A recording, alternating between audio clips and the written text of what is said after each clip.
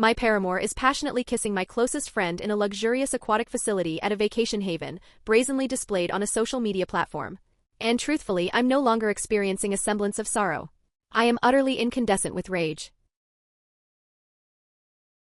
Allow me to recount precisely how I ascertained that my romantic relationship was an absolute fabrication, because this represents an egregious level of perfidy that I am still endeavoring to mentally process.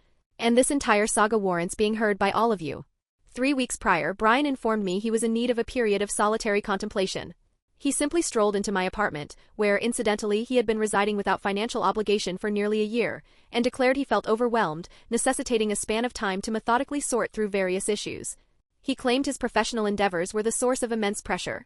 He expressed uncertainty regarding our future as a couple. He required a couple of weeks to achieve mental clarity.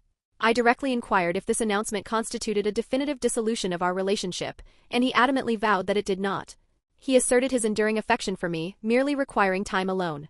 He was intending to temporarily lodge at his brother Stephen's dwelling, and we were to maintain minimal communication while he systematically worked through his emotional state. Acceptable, I suppose. I instructed him to utilize the time he needed and resolve his personal matters.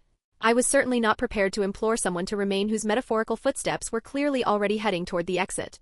He gathered a travel satchel and departed, and I resumed my normal routine. Yes, the situation was unfortunate.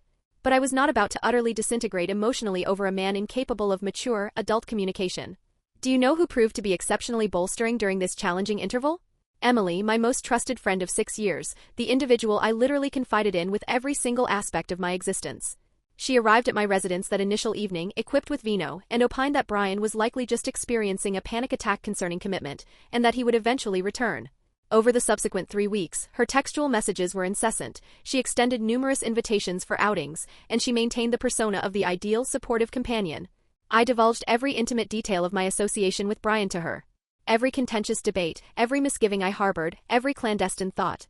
She was privy to it all, because that is the fundamental role of closest companions. Or so I thought. Wrong. 2 Fridays prior, I was seated at my workstation during my designated luncheon period, mindlessly scrolling through the Instagram feed while consuming a prepared meal. Emily's ephemeral story popped up. A photograph depicting a shoreline at sunset. Pleasant enough, I dismissed it. I swiped onward to the subsequent upload. Brian, submerged in a pool at a high-end resort, with Emily's forearm draped casually around him. The next story. A depiction of them locked in a full embrace. A complete passionate kissing session taking place in the water. The accompanying inscription read, "Sometimes the most exceptional developments are utterly unforeseen," complete with heart-shaped emoticons.